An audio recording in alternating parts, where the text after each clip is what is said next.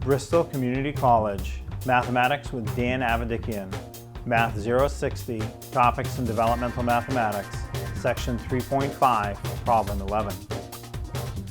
This is Section 3.5, Problem 11. We have 42 divided by 0.5.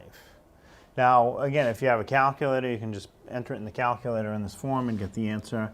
But to do it by hand, you want to put the 0.5 outside of the division symbol. It's what you would call the divisor. Put the first number under the division symbol. It's called the dividend.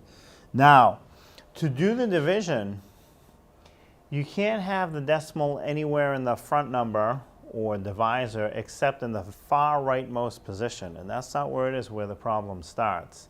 So to get it to the end or rightmost position, I have to move it over one spot, and that means the number under the division symbol or dividend has to have it move the same number of spots. So if it's moving one spot for the number in front, it has to move one spot for the number underneath.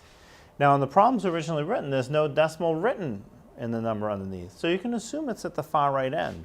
And if you move it one spot, what you would do is fill that spot in with a 0. So instead of 0.5 divided into 42, you just change the problem to be 5 divided into 420. Because we move the decimal one spot for the number outside of the division symbol and the number under the division symbol. So now do the division. 5 divides into 4. 4 is not big enough. It won't fit. 5 divides into 42. Well, it'll fit in 8 times. 8 times 5 is 40. 42 minus 40 is 2. Bring the next digit to the right, which is a 0, down to the number you just got as an answer. 5 divides into 20 4 times. 4 times 5 is 20, so it fits in exactly without a remainder of 0.